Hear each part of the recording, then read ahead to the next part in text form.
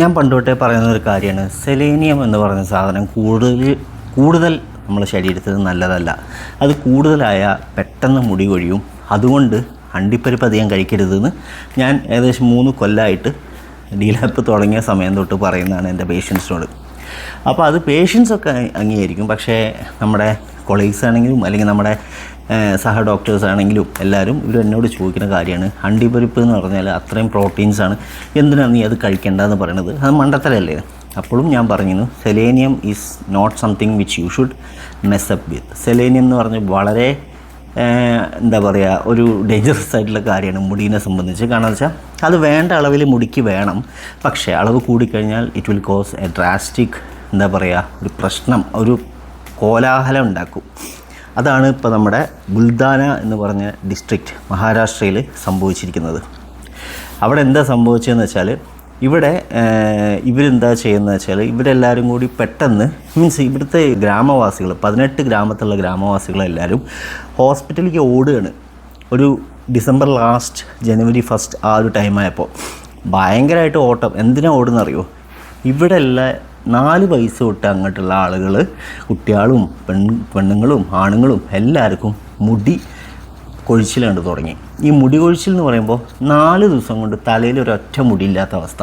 കഷണ്ടി എന്ന് പറയാൻ പറ്റില്ല, പക്ക എന്താ പറയുക, മൊത്തം മുടി, ഒരു മുടി പോലും ഇല്ലാതെ 4 ദിവസം കൊണ്ട് കൊഴിഞ്ഞു പോവുക. ആണുങ്ങൾക്കും പെണ്ണുങ്ങൾക്കും കുട്ടികൾക്കും 279 ആളുകളാണ് അത് എഫക്റ്റ് ചെയ്തത്.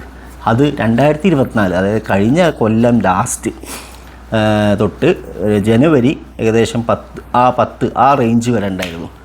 നമ്മുടെ ഈ 2025 ജനുവരി വരെ ആയിരുന്നു അതുണ്ടായിരുന്നു. അങ്ങനെ അതിൻ്റെ ഇൻവെസ്റ്റിഗേഷനിലായിരുന്നു ഗവൺമെൻറ്. എന്തുകൊണ്ടാണ് ഇതുണ്ടായത്? കാരണം ആദ്യമായിട്ടാണ് ഇങ്ങനെ ഒരു സംഭവം കേൾക്കുന്നത്. അപ്പോൾ അവർ ഇൻവെസ്റ്റിഗേറ്റ് ചെയ്തു. എയിംസിൽ ലബോറട്ടറിയും കാര്യങ്ങളും എല്ലാം അവർ നോക്കി. സാമ്പിൾ, അവർ കഴിക്കുന്ന ഭക്ഷണവും കാര്യങ്ങളും എല്ലാം സാമ്പിളായിട്ട് കളക്ട് ചെയ്തു. അവർ എന്നിട്ട് നേരെ എയിംസിലോട്ടും ഫോറൻസിക് ലാബിലോട്ടും അവർക്കൊക്കെ അയച്ചു. അവസാനം അവർക്ക് അതിൻ്റെ റീസൺ കണ്ടുപിടിച്ചു. റീസൺ എന്താ വെച്ചാൽ, ഈ 279 ആളുകളിലും വളരെ കൂടുതൽ സെലേനിയം എന്ന് പറഞ്ഞ കോമ്പൗണ്ട് വളരെ കൂടുതലായിട്ട് കണ്ടു. അതായത് കൂടുതലെന്ന് പറയുമ്പോൾ അവരുടെ മുടിയിൽ നിന്ന് നമുക്ക് 600 തവണ കൂടുതലായിട്ടാണ് കാണുന്നത് അവരുടെ മുടിയിൽ സെലേനിയത്തിൻ്റെ അളവ്. അതേപോലെ അവരുടെ ബ്ലഡിൽ 35 തവണ കൂടുതൽ സെലേനിയം ഉണ്ട്. അതേപോലെ അവരുടെ യൂറിനിൽ 60 തവണ കൂടുതൽ സെലേനിയം കാണുന്നുണ്ട്. അതിൻ്റെ കൂടെ തന്നെ സിങ്ക് വളരെ ഇമ്പോർട്ടൻ്റ് ആണ് ഹെയറിന്. സിങ്കിൻ്റെ അംശം വളരെ അങ്ങോട്ട് കുറഞ്ഞും ചെയ്തു. അതായത് ഒരു മിസ്റ്റീരിയസ് ആയിട്ടുള്ളൊരു കണ്ടീഷൻ. അതായത് സെലേനിയം അങ്ങോട്ട് കൂടുകയും ചെയ്തു, സിങ്ക് ഇങ്ങ് കുറഞ്ഞും ചെയ്തു. അതും വളരെ കൂടുതലായിട്ട് സെലേനിയം കൂടി, സിങ്ക് വളരെ കൂടുതലായിട്ട് കുറഞ്ഞും ചെയ്തു. അങ്ങനെ വന്നപ്പോൾ ഇവർക്കുണ്ടായ ഒരു അസുഖമാണ് ഈ ഒരു സഡൻ ഹെയർ ലോസ്, അബ്രപ്റ്റ് ആയിട്ടുള്ള ഹെയർ ലോസ്. ഇവർക്ക് എവിടുന്ന ഈ സെലേനിയം കൂടുതൽ വന്നത് വെച്ചാൽ, ഇവർ താമസിക്കുന്ന ഏരിയ എന്ന് പറയുന്നത് കോസ്റ്റൽ, അതായത് തീരദേശമാണ്. അപ്പോൾ അവർക്ക് അവിടെ കൃഷി ചെയ്തിട്ട് അവർക്ക് സ്വന്തമായിട്ട് ഉണ്ടാക്കാനൊക്കെ കുറച്ച് ബുദ്ധിമുട്ടാണ്. അപ്പോൾ അവർ യൂഷ്വലി അവർക്ക് വേണ്ട പദാർത്ഥങ്ങൾ, ഫുഡൊക്കെ അവർ വരുത്തിക്കുകയാണ് ചെയ്യുക. അങ്ങനെ അവർ വരുത്തിക്കുന്നതാണ് വീറ്റ്, ഗോതമ്പ്. ആ ഗോതമ്പ് യൂഷ്വലി അവർ വരുത്തിക്കാറ് നമ്മളെ ഹരിയാനയിൽ നിന്നും പഞ്ചാബിൽ നിന്നാണ്. അപ്പോൾ ഇവിടുന്ന് വരുന്ന വീറ്റിന്, ഇപ്പോൾ അടുത്ത് വന്ന വീറ്റിൻ്റെ കുറച്ച് ഇത് നോക്കുമ്പോൾ വളരെ അധികം സെലേനിയത്തിൻ്റെ അളവ് അതിൽ കാണുന്നുണ്ട്. വളരെ എത്രയോ മടങ്ങ് കാണുന്നുണ്ട്. അപ്പോൾ അതുകൊണ്ടാണ് ഇവർക്കിത് വന്നത് എന്നാണ് ഏറ്റവും ലേറ്റസ്റ്റ് ആയിട്ടുള്ള സ്റ്റഡീസ്, ഏറ്റവും ലേറ്റസ്റ്റ് ആയിട്ടുള്ള പ്രൊഫസേഴ്സ് ഇതിൻ്റെ മുകളിൽ റിസർച്ച് ചെയ്ത് കണ്ടുപിടിച്ചത്. അപ്പോൾ നമുക്കും ഒരാളും മുടീൻ്റെ കാര്യം പറഞ്ഞിട്ട് അഹങ്കരിക്കരുത്. കാരണം ആർക്ക് വേണമെങ്കിലും എപ്പോൾ വേണമെങ്കിലും ഇതേപോലെ പോവാം.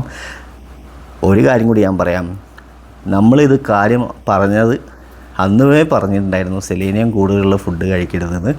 അത് അതിൽപ്പെട്ടാണ് അണ്ടിപ്പരിപ്പ്. ഡെയിലി ഞാൻ ഒരു കാര്യം പറയാം, ഇത് നിങ്ങൾക്ക് ഡെയിലി ഈ സെലേനിയം കൂടുതലുള്ള അണ്ടിപ്പരിപ്പ് കഴിച്ചാൽ മുടി പോവില്ല എന്നാണ് നിങ്ങൾക്ക് ബെറ്റ് വെക്കുകയാണെങ്കിൽ, നിങ്ങൾ ഒരാൾ ഒരു 10 അണ്ടിപ്പരിപ്പ്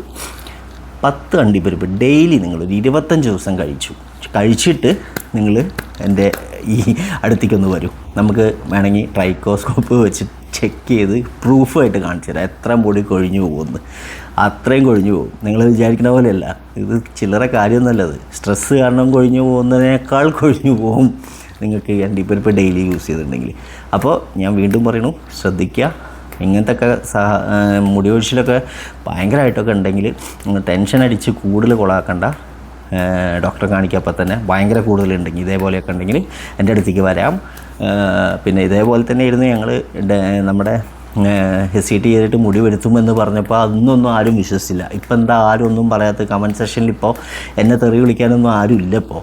എന്തുകൊണ്ടാണത്? ഞാൻ ഡിലീറ്റ് ഒന്നും ചെയ്യണില്ല കമൻറ്റ്, ഒരു കമൻറ്റും ഞാൻ ഡിലീറ്റ് ചെയ്യണില്ല. പക്ഷേ എന്നിട്ടും ഇപ്പോൾ ആരും കാണുന്നില്ല, ഡിസ്ലൈക്കൊന്നും ഇല്ല. അതുകൊണ്ട് പറയുന്നത് ഒരു ഘട്ടം കഴിയുമ്പോൾ ആളുകൾക്ക് മനസ്സിലാവും ഇത് സത്യമാണെന്ന്, അത് ഞാൻ പറയുന്ന കാര്യങ്ങൾ സത്യമാണെന്ന്.